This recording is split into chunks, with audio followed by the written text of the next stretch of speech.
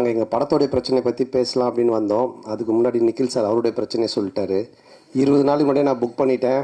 நடுவில் 2-3 பேர் பூந்து குழப்புறானுங்க, நீங்கள்லாம் கண்டிப்பாக வந்துடணும். அதை எங்கள் முன்னாடி கன்ஃபார்ம் பண்ணுறாரு. 20 நாள் முன்னாடி நான் புக் பண்ணிட்டேன் தெரியுங்களா? அந்த 2 பேர் யாருன்னு உங்களுக்கும் தெரியும். ஸோ எங்கள் பிரச்சனையை விட அவர் பிரச்சனை தான் பெருசாக இருக்குது. ஸோ கண்டிப்பாக வாங்க. நீங்கள் 2 நாள் கழித்து அந்த 15th ஈவினிங் நான் டெஃபினட்டாக என்ஜாய் பண்ணுவீங்க ஒரு 2 மணி நேரம். இந்த படம் வந்து ரொம்ப ஸ்பெஷலாக இருக்கும்.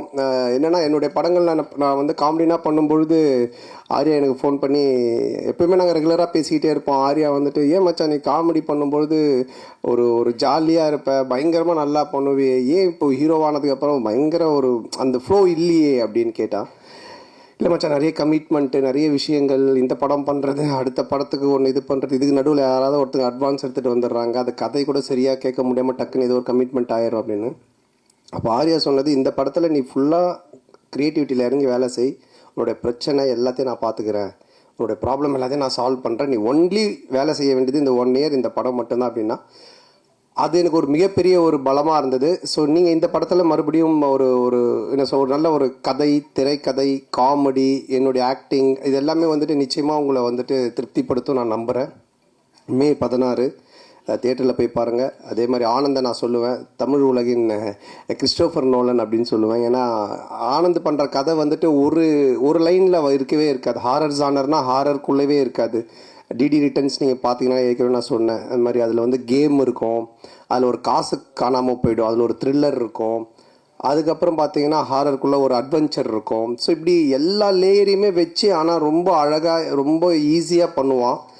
அந்த அளவுக்கு கொஞ்சம் நல்ல நாலேஜ் உள்ள ஒரு ஆள் ஆனந்த். ஸோ இந்த படமும் அது மாதிரி தான். இந்த கதையாக சொன்னால் யாருக்குமே புரியாது, என்னாலே புரிஞ்சிக்கவே முடியல. ஆனால் அதை ஒரு ஃப்ளோ பண்ணி ஒரு ஸ்க்ரீன் ப்ளேவாக பண்ணி ஒரு படம் அவுட்புட் காட்டும் போது தான் ரொம்ப நல்லா இருந்துச்சு. நல்ல காமெடியாக இருக்குது. டெஃபினட்டாக நீங்கள் எல்லோரும் சிரித்து பயங்கரமாக என்ஜாய் பண்ணுவீங்க. பட் நான் இங்கே என்ன தான் நாங்கள் கூவி படத்தை விற்றாலும் நீங்கள் பார்த்துட்டு சொல்கிறதா ரிசல்ட்டு. நீங்கள் தேட்டரில் பாருங்கள், ஃபேமிலியோடு பாருங்கள், குழந்தைங்க எல்லாரையும் கூப்பிட்டு போய் பாருங்கள், டெஃபினட்டாக என்ஜாய் பண்ணுவீங்க.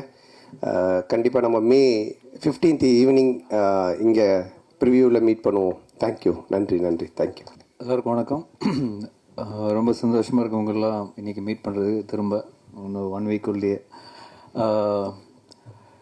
இந்த படம் வந்து ஆக்சுவலாக பிரேம் கதை சொன்னோன்னே எனக்கு லாஸ்ட் அவரோட டிடி ரிட்டர்ன்ஸ் வந்து ரொம்ப பிடிக்கும். ஏன்னா இட்ஸ் ஜஸ்ட் நாட் ஒரு மைண்ட்லெஸ் காமெடின்னு இருக்காது அந்த படம். ஆக்சுவலாக பார்த்தீங்கன்னா அதில் நல்ல ஒரு ஸ்டோரி இருக்கும், அதுக்கான ரீசனிங் இருக்கும், அதுக்கான ஒரு ப்ளே இருக்கும், அதுக்கான ஒரு கேம் இருக்கும். ஸோ அது வந்து ரொம்ப இன்ட்ரெஸ்டிங்காக இருந்தது. அந்த ஸ்பேஸில் வந்து அந்த காமெடி வந்து ரொம்ப பியூட்டிஃபுல்லாக எக்ஸிக்யூட் பண்ணியிருப்பார். ஸோ அதே மாதிரி பிரேம் வந்து இந்த கான்செப்ட் சொன்னோடனே ரொம்ப இன்ட்ரெஸ்டிங்காக இருந்தது. ஒரு படத்துக்குள்ளேயே தியேட்டரில் உள்ளே போய் அந்த படத்துக்குள்ளே அந்த கேரக்டர்ஸ் வந்து அந்த படத்துக்குள்ளே டிரான்ஸ்போர்ட் ஆகிடுறானுங்க. ஸோ அது வந்து ரொம்ப ஒரு நாவல் ஐடியா, ஒரு இன்ட்ரெஸ்டிங்கான ஐடியா. இதில் எப்படி ஒரு காமெடியும் சரி, அதில் ஹாரர் எலிமெண்ட் எப்படி கொண்டு வர போகிறாருன்னு ரொம்ப ஆர்வமாக இருந்தேன். பட் அந்த லைன் ஐடியா சொன்னதுக்கப்புறம் நான் அவர்கிட்ட சொன்னது தான், நீ கரெக்டாக பண்ணிட்டேன்னா இது சூப்பராக இருக்கும் எஸ் எ ஃபில்ம் அப்படின்னு. ஸோ கம்ப்ளீட்டாக பண்ணி முடித்த உடனே ரியலி லைக் இட். சந்தானம் சாரும் கேட்ட உடனே அவருக்கும் ரொம்ப பிடிச்சிருந்தது.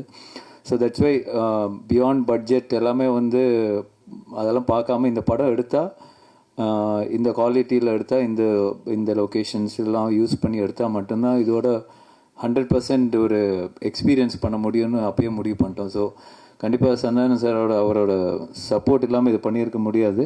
So I think full and full Santhanam வந்து இதில் வந்து ஆலோசிச்சு அவங்க பிரேம் கூட சேர்ந்து என்னெல்லாம் பெஸ்ட்டாக இதில் பண்ண முடியுமோ அவங்க 2 பேரும் சேர்ந்து பண்ணியிருக்காங்க. தட்ஸ் என்னோட இன்புட்லாம் ரொம்ப கம்மி தான். பட் தேர் எஃபர்ட் ஒரு லாஸ்ட் ஆல்மோஸ்ட் a year இந்த ப்ராஜெக்டில் தான் அவங்க 2 பேரும் ட்ராவல் ஆகிட்டுருக்காங்க. ஸோ கண்டிப்பாக இந்த படம் நல்லா வந்து இருக்குன்னு எல்லோரும் நம்புகிறோம். ஸோ இந்த 16th ரிலீஸ் ஆகும்போது நீங்களும் பார்ப்பீங்க. So definitely very happy as a ப்ரொடியூசராக இந்த படம் ப்ரொடியூஸ் பண்ணியிருக்கேன்னு ரொம்ப ஹாப்பியாக இருக்கேன். அண்ட் கண்டிப்பாக அந்த ஹாப்பினஸ் வந்து இன்னும் அடுத்த லெவல் போகணும்னு நினைக்கிறேன்.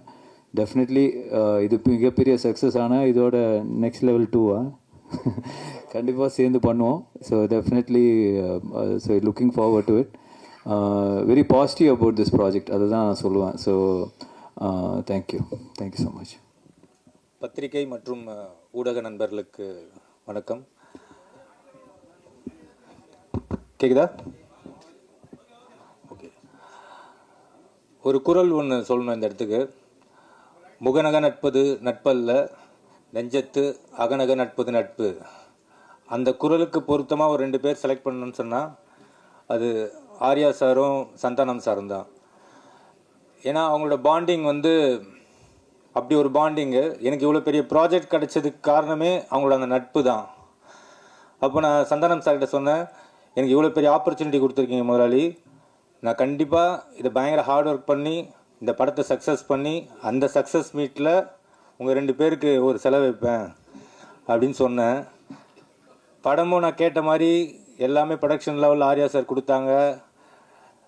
படம் நல்ல பெரிய பெரிய லொக்கேஷனு, க்ரூஸ் அது இதுன்னு போச்சு. ஷூட்டிங் நல்லபடியாக முடித்தோம். போஸ்ட் ப்ரொடக்ஷன் ஆரம்பிச்சுது. அது வரைக்கும் எனக்கு நண்பேண்டான்னு தான் குரல் கேட்டுட்டு இருந்தது. ரிலீஸ் டேட் ஃபிக்ஸ் ஆகி அந்த டெட்லைன் கிராஸ் பண்ணும்போது ஆர்யா சாருக்கும் சந்தானம் சாருக்கும் daily phone conversation, heat argument.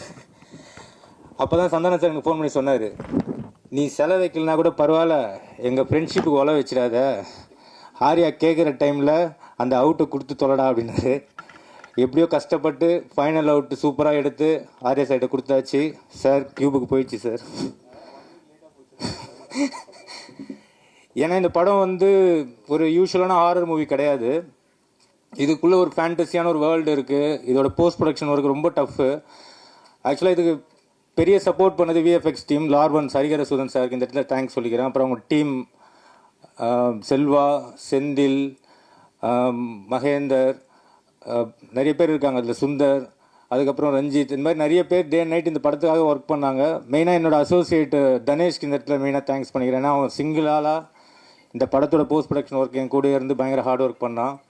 அப்புறம் எடிட்டர் சைடில் விக்கி. ஸோ இந்த மாதிரி நிறைய பேர் இந்த படத்துக்கு பயங்கர சப்போர்ட் பண்ணி பயங்கரமாக இந்த போஸ்ட் ப்ரொடக்ஷன் ஒர்க்கும் முடித்து இப்போ அவுட் கொடுத்துருக்கோம். படம் ரொம்ப சூப்பராக வந்திருக்கு. May 16th எல்லோரும் ஃபேமிலியோடு போய் பார்த்து இந்த படத்தை என்ஜாய் பண்ணணும். நான் மெயினாக இப்போ ஆர்யா சார்கிட்ட சொல்கிறேன், சார் நீங்கள் பெரிய டென்ஷன் எதுவும் எடுத்துக்காதீங்க. ஏன்னா இந்த படத்தை ப்ரெஸ் அண்டு மீடியா பீப்புள் கண்டிப்பாக நல்லபடியாக போய் மக்கள்கிட்ட சேர்த்துருவாங்கன்னு நான் நம்புகிறேன். ஏன்னா என்னோடய போன படம் டிடி ரிட்டர்ன்ஸ் பிளாக் பஸ்டர் ஆகிறதுக்கு காரணமே ப்ரெஸ்ஸும் அந்த மீடியா பீப்புளும் தான். ஸோ பெரிய சப்போர்ட் பண்ணிங்க. அதே சப்போர்ட் இந்த படத்துக்கும் கிடைக்குன்றது நம்புகிறேன். Thank you so much. மெயின் இந்த படத்தில் நடித்த ஆர்டிஸ்ட்டை பற்றி ஒரு வார்த்தை சொல்லிடுறேன்.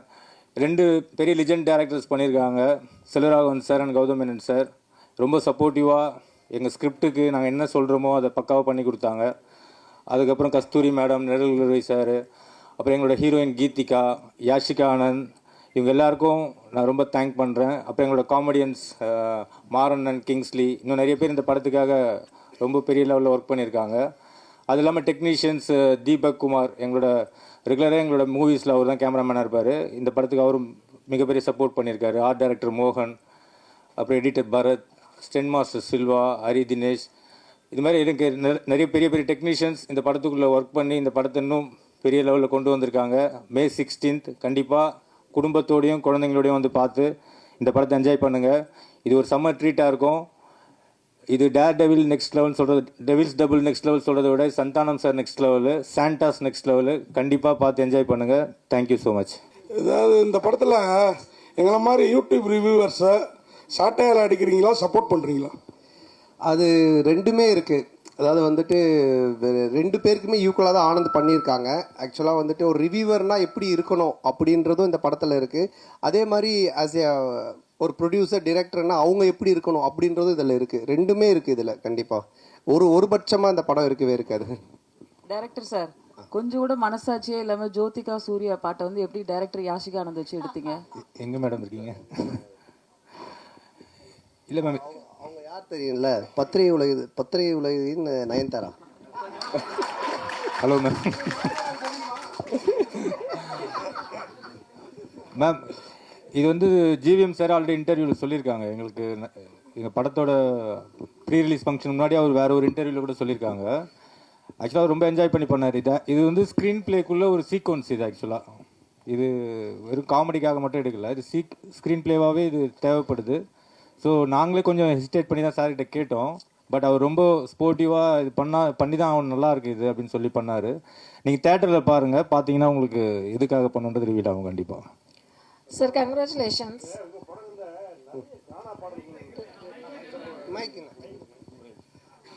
உங்கள் படங்களில் நிறைய கானா பாடல்களுக்கு முக்கியத்துவம் கொடுக்குறீங்க. அதுக்கு என்ன காரணம்? அதுக்கு இந்த ஹீரோக்களில் நீங்கள் ஹீரோவாக ஆகிட்டீங்க, அந்த மாதிரி இந்த இன்ட்ரோடக்ஷன் சாங்ஸு அந்த மாதிரிலாம் நீங்கள் இம்பார்ட்டன்ஸ் கொடுக்காம மெயினாக கானா பாடலுக்கு முக்கியத்துவம் கொடுக்கறதுக்கு என்ன காரணம்?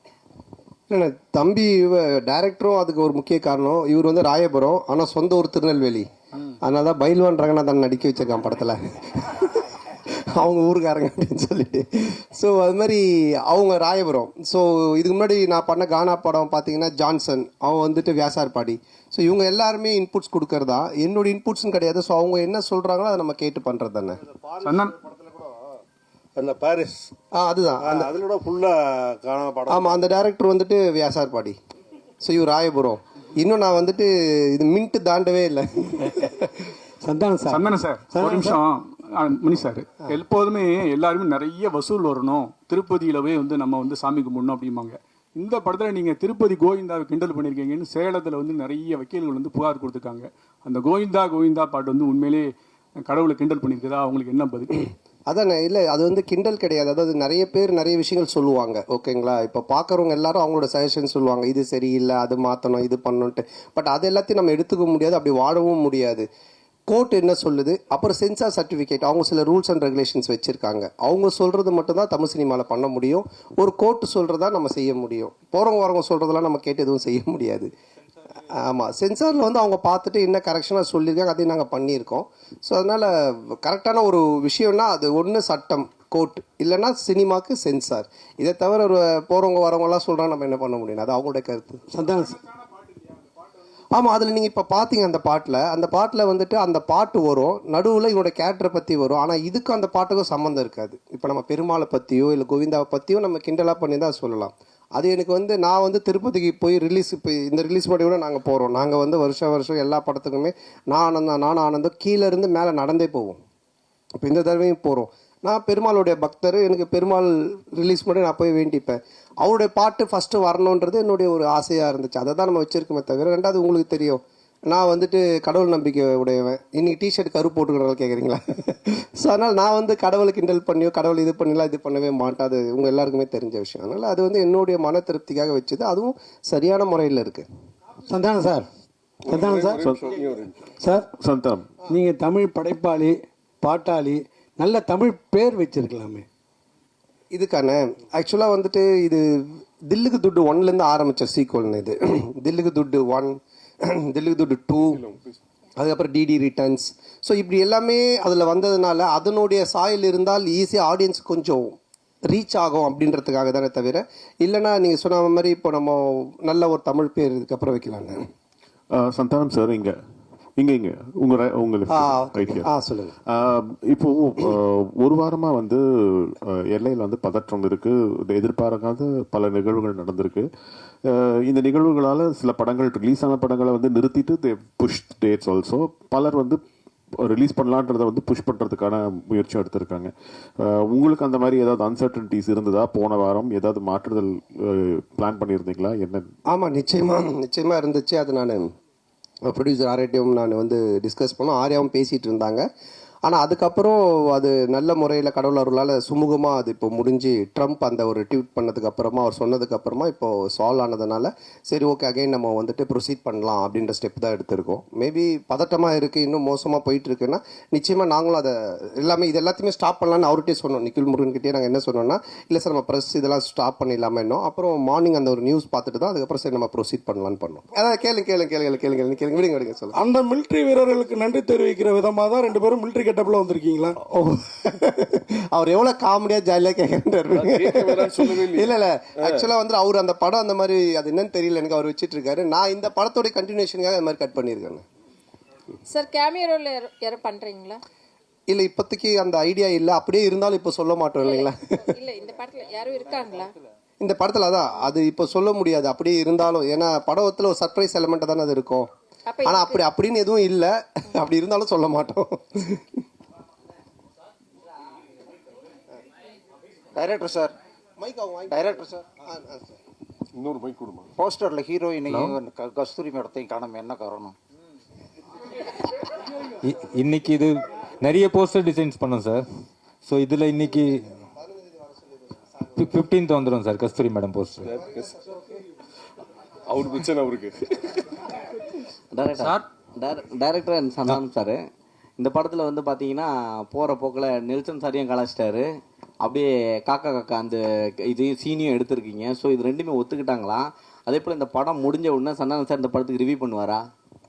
கண்டிப்பாக அவரே படத்தில் ரிவ்யூ தானே. இது யாரையும் கலாச்சி பண்ணல, இது ஒரு ஃபேண்டசி வேர்ல்டுக்குள்ளே ஒரு கிங்ஸ்லியாகவே இருக்கார். ஸோ அதை சொல்கிறதுக்கு ஒரே ஒரு பாயிண்ட்டு அவர் டைரக்டர் நெல்சன் தான். ஸோ அதனால தான் அது மாதிரி ஒரு டைலாக் பண்ணோம். இல்லை அதுலேயே சொல்லியிருப்பாரு, டேய் நீ நெல்சன் படத்தை ப்ராடக்டரா, நெல்சன் ஒரே மாதிரி கொண்டு போவாரா, நீ ஏன்டா மாத்திர அப்படின்ற மாதிரி ஒரு இதை போட்டிருப்பாரு. அதனால தான் கேட்டோம். நெல்சன் எதுவும் இது அப்ஜெக்ஷன் தெரிவிக்கலையா? இல்லை இப்போ என்னென்னா ஒரு டேரக்டருக்குன்னு ஒரு ஸ்டைல் இருக்குது ஓகேங்களா. இப்போ வந்துட்டு இவர் படம்னா இந்த மாதிரி இருக்கும் அப்படின்ட்டு. ஸோ ஆனந்த் படம் அப்படின்னாலே நிறைய கொஞ்சம் கிண்டல், அந்த ஒரு சட்டையர் அண்ட் ஸ்பூஃப் இருக்கும்.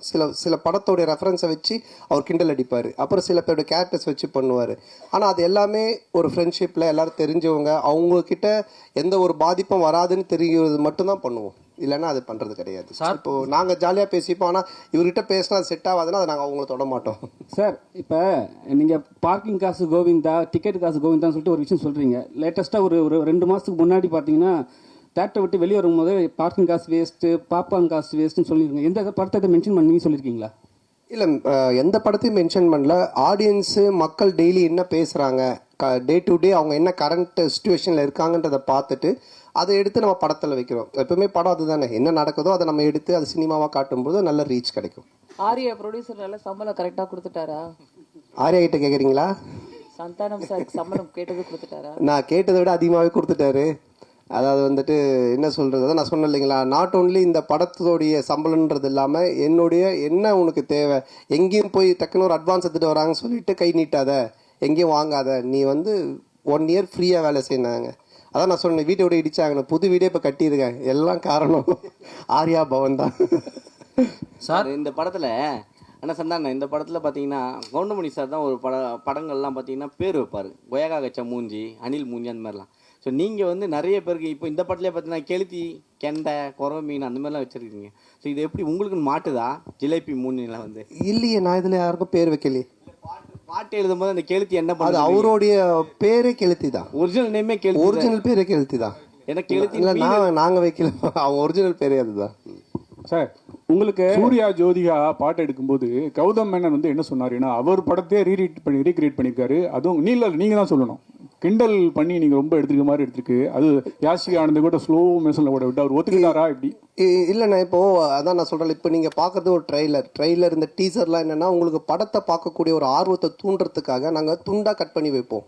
அவருடைய முன் கதை என்ன பின் கதை எதுவுமே தெரியாது. அப்போ அதை பார்க்கும்போது உங்களுக்கு ஒரு என்ன சொல்கிறது, இது என்னவா இருக்கும், இது என்ன அப்படின்னு ஒரு கொஸ்டின் கேட்கலாம். அந்த ஒரு வைரலுக்காக தான் அதை பண்ணுறோம். பட் படமாக நீங்கள் பார்த்துட்டானுங்க அது ரொம்ப கிளியர் பிக்சரில் கரெக்டாக வரும். 1000 தான் சொல்லுங்கள், அந்த பாட்டை பார்க்கும்போது சூர்யா ஜோதியாவுக்கும் வராதா, சூர்யா ரசிகர்களுக்கும் வராதா? நீங்கள் எவ்வளோ கிண்டல் பண்ணியிருக்கீங்க? இல்லை, இது கிண்டலாகவே வராதுண்ணா. இப்போ என்னென்னா அவரு அந்த படத்தோடைய இயக்குனர், அவரு அதை பண்ணுறாரு. அது ஏன் பண்ணுறாரு, அதுக்கு ஒரு காரணம் இருக்குது. அந்த காரணத்தை சொல்லும்போது கண்டிப்பாக தப்பாக இருக்காது. நிறைய படத்தில் நிறைய ரெஃபரன்ஸ் வைக்கிறாங்க, அது கரெக்டாக அந்த கதையோட ஒத்து வந்தால் ஓகே. திடீர்னு துண்டா சும்மா வெறுப்பேற்றதாக வச்சோன்னா தப்பாக இருக்கும். அண்ணா, உங்களுக்கு வந்து ஆர்யாவை ரொம்ப பிடிக்கும். இப்போ ப்ரொடியூசராக நல்லா பிடிச்சிருக்கா, நண்பராக பிடிச்சிருக்கா? ஆர்யாவையா? இல்லை, ரெண்டுமே தான். ஏன்னா நண்பனாக இருந்ததுனால தான் அந்த ப்ரொடியூசராக மாதிரி 2 பேருமே வந்துட்டு என்ன சொல்கிறது, ப்ரொடியூசராக இருக்கும்போது சில நேரத்தில் சண்டை வரும், நண்பனாக இருக்கும்போது சண்டை வராது. அடிக்கடி கோச்சிப்பான். அது மாதிரி வந்துட்டு இது நான் சொன்ன இது மாதிரி பண்ணவே இல்லை, இது பாரு இப்படி ஆயிடுச்சுன்னு. ஃபஸ்ட் டே ஷூட்டிங்கே கால் பண்ணி நான் வந்து உனக்கு காமெடி சூப்பர் ஸ்டார் நான் சும்மா தான் பேர் வச்சேன், நீ நிஜமாலே பண்ணிகிட்டு இருக்க அப்படின்னா. ஏன் என்னென்ன வேட்டையன் ஷூட்டிங்கில் எவ்வளோ செலவு தெரியுமா அப்படின்னா, தெரியாது மச்சான் இவ்வளோ செலவு அப்படின்னா. நம்ம ஷூட்டிங்கில் எவ்வளோ செலவு தெரியுமா, எவ்வளோன்னா அதே செலவு, அதே 200 பேர், அதே இது. நான் உனக்கு காமெடி சூப்பர் ஸ்டார் பேர் வச்சா சூப்பர் ஸ்டாருக்கு இவ்வளோ நீ செலவு பண்ணுவியா அப்படின்னு சொல்லி கோச்சிக்கிட்டான். அப்புறம் நான் சொன்னேன், இல்லை மச்சா இது மாதிரி இதில் தேவைப்படுது அப்படின்னு. ஸோ அதுக்கப்புறமா ரொம்ப சண்டை ஆகிடுச்சேன். டக்குன்னு என்ன பண்ணுவேன்னா ஒரு 2 நாள் ஈஷாக்கு போயிடுவேன். உடனே ஃபோன் அடிப்பான், அங்கே அடிச்சிட்டு இல்லை சத்குருட்ட காசு வாங்கி கொடு அப்படின்வான். ஏய் அவர்கிட்ட எப்பறம் காசு வாங்கி தர முடியும்னு, நீ அங்கே தானே போகிற, எனக்கு காசு வாங்கி கொடுத்துட்டு போ, அவர் பேர் போட்டு ப்ரொடியூசர் அப்படின்வான். சரி மச்சான் வந்து ஸோ ப்ரொடியூசர் ஆகும் போது இடி சண்டை வரும், நண்பனாக இருக்கும்போது எதுவுமே இருக்காது, ஃபுல்லாக ஜாலியாக தான். ஆமாம், கொஞ்சம் அடிக்கடி நடக்கும். சார் போன மேடையில் அவங்கள கடவுளாக பார்த்து காலில் விழுந்தாரு கூல் சுரேஷ். இந்த படத்தில் இருக்கிறாரா? காணும். இல்லை, இந்த படத்தில் இல்லை. கடவுளை கொஞ்சம் அவருக்கு தரிசனத்தை கொஞ்சம் தள்ளி வச்சிருக்கோம். அவரும் வந்து படத்தை ரிவ்யூ கொடுப்பாரு. சார் சார் இங்கே சொல்லுங்க. ஒரு பாட்டில் வந்து பார்த்தீங்கன்னா படம் போட்டு 1 மணி நேரம் கழிச்சு வர்றாங்க, ஓசி டிக்கெட்டில் வராங்கன்னு சொல்கிறீங்களா, அது யாரை சொல்கிறீங்க? இல்லை, இப்போது நிறைய பேர் வந்துட்டு பார்த்தீங்கன்னா பப்ளிக்கில் வந்துட்டு இஷ்யூ பண்ணுறாங்க, ஏதோ ஒரு டிக்கெட்ஸ் கொடுக்குறாங்க, இல்லை ஃபேன் ஷோ போடுறாங்க, ஏதோ ஒன்று பண்ணுறாங்கன்னு வச்சுக்கோங்க. அதில் கும்பலில் சில பேர் வராங்க, வந்துட்டு அவங்கெல்லாம் சில விஷயங்கள்லாம் பேசுகிறாங்க. அது வந்துட்டு நாளைக்கு பார்த்தீங்கன்னா வைரல் ஆகுது. அது நிறைய என்ன சொல்கிறது ரிவ்யூஸ் ஷோஸில் நீங்கள் பார்த்தீங்கன்னா இருக்கும். ஸோ இப்போ இதை வந்துட்டு வைரலாக நிறைய பேர் பேசுகிறாங்க, கமெண்ட்ஸில் சொல்கிறாங்க, இவன் ஓசி டிக்கெட்டில் வந்தவன்பா, இவன் பார் லேட் அண்ட் டாச், இதெல்லாம் வந்து கமெண்ட்ஸில் வர்றது. அது எல்லாத்தையும் எடுத்து தான் அந்த லிரிக்கெல்லாம் கெளுத்தி எழுதுனது. ஸோ எழுதும்போது நல்லா இருந்துச்சு, நாங்கள் கேட்டோம், இதெல்லாம் லைவில் இருக்குன்னா சரி ஓகே பண்ணிட்டோம். நீங்கள் இந்த படத்தில் எப்படி ஓசி டிக்கெட் வாங்கி படம் பார்க்குறீங்களா இல்லை தேட்டரில் போய் வாங்கி படம் பார்க்குறீங்களா? நான் கொஞ்சம் ஓசி டிக்கெட் தான், ஏன்னா ரிவ்யூ பண்ணுறோம் இல்லைங்களா, அப்போ ரிவ்யூ பண்ணும்போது எங்களுக்கு ஒரு ஷோ போடுவாங்க, அப்போ போவோம். அதனால தான் என்ன வச்சு அதை கலாச்சி பண்ணியிருக்காங்க. ஆனால் சந்தானே இந்த வருஷம் பார்த்தீங்கன்னா உங்களுக்கு அதிகமாக உங்கள் நட்பு சைடில் வந்து இழப்புகள், 2 இழப்புகள், சேஷன்னா இன்னொன்று ஆண்டனி. ஸோ இந்த படத்தில் சேஷ் இருந்தால் எப்படி இருந்திருக்கும்? ஏன்னா இப்போ இல்லை. ஸோ ஒருவேளை சேஷுக்கான ஏதாவது சீக்வன்ஸ் ஏதாவது வச்சுருந்தீங்களா? அது இல்லாமல் டிடின்ற இதுக்கு வழக்கம் போயிட்டுருக்கு. இல்லை இருக்குது, அதாவது வந்து எங்கள் டீம் எல்லாருக்குமே தான் நாங்கள் எழுதுவோம், அதில் இருந்துச்சு. ஆனால் பட்டு காலத்தின் இது அவர் இல்லை. பட் எல்லாருக்குமே எங்கள் டீமில் எல்லாருமே வச்சு தான் எழுதுவோம். அந்த இப்போது கம்ஃபர்ட் ஜோனுன்னு ஒரு சில ஹீரோஸ் இருக்காங்க, அதே டேரக்டர் அதே டீமோட. இந்த ஹீரோஸ்க்கு வந்துட்டுனா உங்களோட டீம் பண்ணால் கரெக்டாக இருக்கும். இதை நீங்கள் எப்படி பார்க்குறீங்க? உங்களுக்கு இதே மாதிரி ஃபஸ்ட்டு பார்ட் 1, இப்போ 2, இதுக்கு அப்புறம் 3 பண்ண போகிறேன்னு சொன்னீங்க.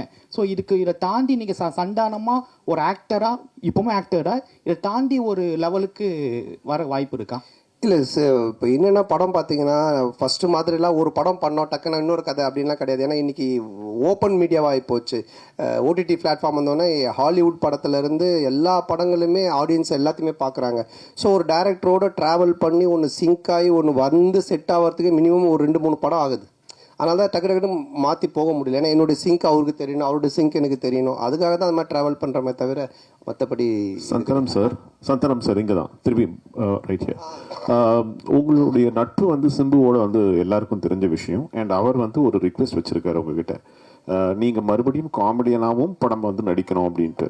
அந்த ரிக்வெஸ்ட்டை எவ்வளோ தூரத்துக்கு நீங்கள் எடுத்துக்கிட்டு இருக்கீங்க? இனிமேல் சந்தானம் காமெடியானவும் அடிக்கடி படத்தில் பார்க்க முடியுமா? ஏன்னா உங்களுக்குன்னு ஒரு ஃபேன் பேஸ் இருக்குது, அந்த ஃபேன் பேஸ் நீங்கள் மறுபடியும் காமெடியன் ரோல்ஸும் பண்ணணும்னு எதிர்பார்க்குறாங்க. இல்லை அதுதான், இப்போ காமெடி ரோல்னால் நீங்கள் ஃபஸ்ட்டு பார்த்த சந்தானத்தை பார்க்க முடியாது நிச்சயமாக, அந்த மாதிரி ஒரு சந்தானம் இருக்காது. ஏன்னா அது இப்போவே ஆடியன்ஸுக்கு டிவியில் நிறைய ஷோஸில் நிறைய ஆதித்யா சேனல் சிரிப்பெல்லாம் பார்த்துட்டாங்க, நீங்களும் யூடியூப்பில் நிறைய பார்த்துருக்கீங்க. ஸோ புதுசாக ஒன்று பண்ணணும், அது எப்படி டிசைன் பண்ணி பண்ணணுன்றதை நானும் யோசிச்சுக்கிட்டு இருக்கேன். அண்டு எல்லா படத்துலையும் என்னால் பண்ணுவேனான்னு எனக்கு தெரியல. ஏன்னா எனக்கு ஆல்ரெடி கமிட் ஆகி ஹீரோவாக பண்ணக்கூடிய அட்வான்ஸ் கொடுத்து ஒரு 3-4 பேர் ஆல்ரெடி வெயிட்டிங்கில் இருக்காங்க. ஸோ அதுவும் நான் பண்ணணும். இப்போ அதுவே நான் ஒரு படத்தை திருப்பியும் அவங்களுக்கு ரிட்டர்ன் பண்ணிட்டு தான் எஸ்டிஆருக்காக அதை பண்ணுறேன்.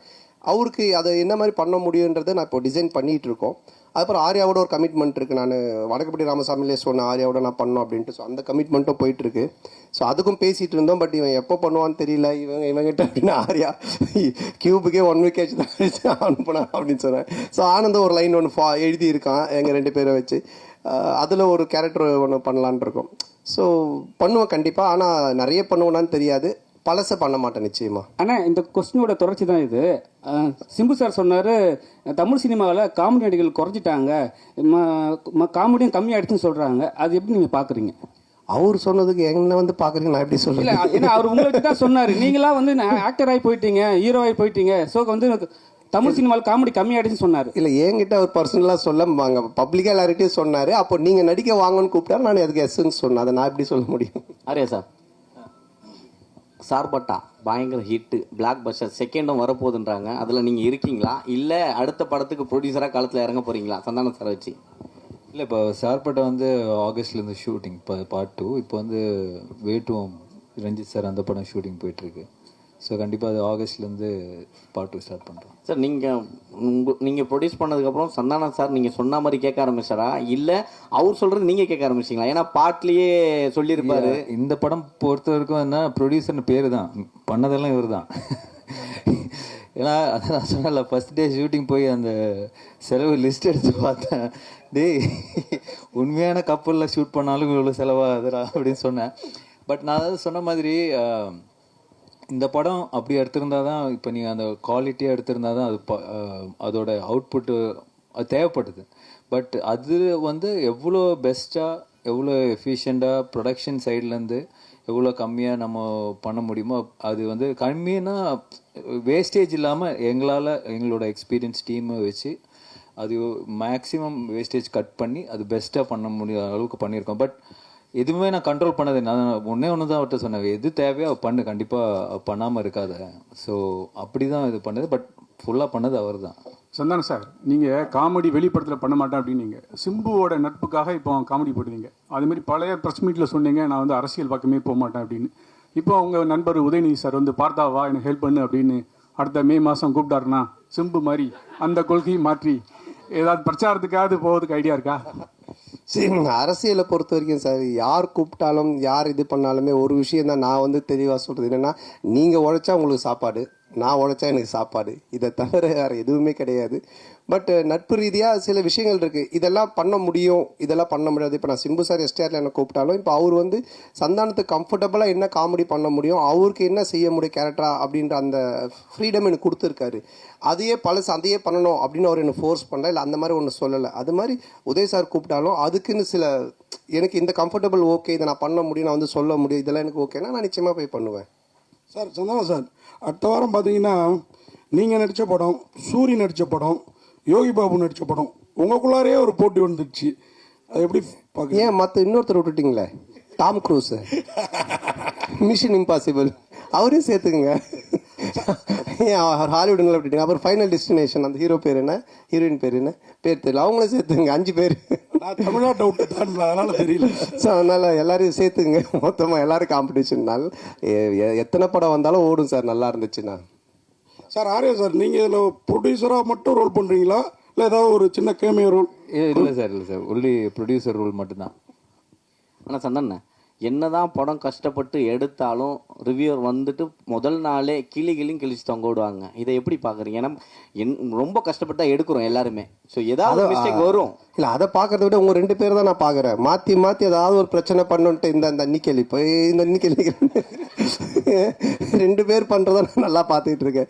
சரி, அப்படிலாம் கிடையாது. நல்ல படம் வந்தால் நல்லா இருக்குன்னு தான் சொல்கிறாங்க. ஓகேங்களா? ஸோ வந்துட்டு இப்போ இவர் ப்ளூ சட்டை மாறனே பார்த்தீங்கன்னா எல்லா படத்தையும் அவர் கழுவி ஊற்றுறது இல்லை, நல்ல படத்தை நல்லா இருக்குன்னு தான் சொல்கிறாரு அவர். இந்த மாதிரி எல்லாம் நிறைய ரிவ்யூஸ் வந்து நல்லா இருக்கிற படத்தை நல்லா இருக்குன்னு சொல்கிறாங்க. அதனால் இது நல்லா இருந்துச்சுன்னா நல்லா இருக்குன்னு சொல்ல போகிறாங்க, அவ்வளோதான். தப்பு இருந்துச்சுன்னா நாங்கள் பார்த்துட்டு இது தப்பாக இருந்தால் ஒன்றுலேயே நாங்கள் திருத்திக்க பார்ப்போம். தப்பு இல்லைன்னா அவர் சரி அவர் ஏதோ சொல்கிறான்னு சொல்லிட்டு போவோம், அவ்வளோதான். ஆனந்த் சார், தொடர்ந்து சந்தான சாருக்கே ஸ்கிரிப்ட் பண்ணிட்டு வந்துருக்கீங்க செகண்டு.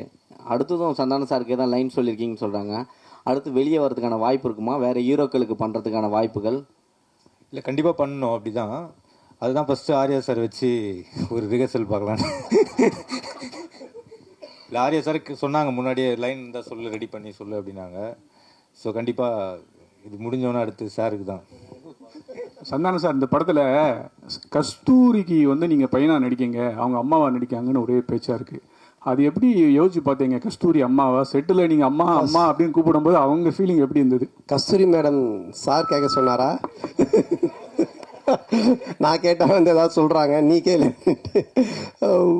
இல்லை, அதான் நீங்கள் இது படம் பார்த்தீங்கன்னா தெரியும். ஏன்னா வந்துட்டு அவங்களுடைய என்ன சொல்கிறது, அவங்கள வந்து அம்மாவாக கூப்பிட்டு அவங்கள வந்து பண்ண வைக்கணுன்றது எங்களுடைய வந்துட்டு மோட்டிவேஷனே கிடையாது. ஏன்னா இப்போ எனக்கு ஒரு அம்மானா அவங்களுக்கு ஒரு ஏஜ் குரூப் இருக்குது, அதை கூப்பிட்டு தான் பண்ணுவோம். பட் இது ஒரு ரீசன் இருக்குது கதையில் அப்படின்றது தான் நாங்கள் எக்ஸ்பிளைன் பண்ணோம். அதை கேட்டுட்டு அவங்களுக்கு ரொம்ப பிடிச்சி போச்சு. ஸோ அதனால தான் அவங்க அதை பண்ணாங்க. நீங்கள் படம் பார்க்கும்போது நீங்கள் கண்டிப்பாக கஸ்தூரி மேடமோட ஃபேனாக தான் இருப்பீங்க. அதனால் வந்துட்டு நிச்சயமாக அவங்களுக்காக 2 தடவை பார்ப்பீங்க. டேரக்டர் சார், அது மாதிரி அன்றைக்கி சந்தானம் சார் அந்த ஆடியோ ரிலீஸில் பேசுகிறப்ப அவருக்கு புக் காமெடி இருக்குது, மொட்டராஜனுக்கு எலி காமெடி இருக்குது. சந்தானம் சாருக்கு என்னெல்லாம் காமெடி இருக்குது படத்தில்? சந்தானம் சார் தான் இந்த காமெடியோட ஃப்ளோவே டேக் ஓவர் பண்ணுறவர். டோட்டலாக உங்களுக்கு ஓப்பனிங் படம் ஆரம்பித்ததுலேருந்து இந்த படத்தில் தான் சொன்னேன், ஓஜி சாண்டா ரிட்டர்ன்ஸ்ன்ற மாதிரி. ஏன்னா ஓவரால் இந்த படத்தையே கேரி ஓவர் பண்ணுறது சந்தானம் சார் தான். அவரோட ஸ்க்ரீன் ப்ரெசன்ஸ்லேருந்து அவரோட லுக்கு, அவரோட பாடி லாங்குவேஜ் ரொம்ப ஃப்ரெஷ்ஷாக இருக்கும். உங்களுக்கு பார்க்கும் போது ஆடியன்ஸ்க்கும் சரி, எனக்கு அதான் எப்பயுமே சொல்லுவேன், எனக்கு ரொம்ப பிடிச்சது பார்த்தா காட்டுப்பூச்சி அந்த மாதிரி கேரக்டர்ஸ் பண்ணணுன்னு. ஸோ அதை பிரேக் பண்ணுவான் இந்த கிசா 47. கண்டிப்பாக என்ஜாய் பண்ணுவீங்க சார். சந்தானம் சார், இந்த டிடி பிரச்சனை உங்களை விட்டு போகவே மாட்டுது. இந்த டிடி பிரச்சனைக்கு ஏதாவது தீர்வு இருக்கா? ஏன்னா உங்களுக்குள்ளேயே தான் நடந்துட்டு இருக்குன்னு ஒரு வார் போயிட்டு இருக்கு அப்படின்றாங்க. இல்லை அது வந்துட்டு என்ன சொல்கிறது, ஒரு படம் ரிலீஸ் ஆகும்போது இப்போ பல பிரச்சனைகள் வரும். இப்போ அண்ணன் கேட்டாங்க தெரியல, சாங்கை பற்றி, டிடியை பற்றி வரும், அதை பற்றி வரும், போஸ்டரை பற்றி வரும். இது வந்து யூஸ்வலாக சினிமா நம்ம பண்ணும்போது எல்லாமே வரும்.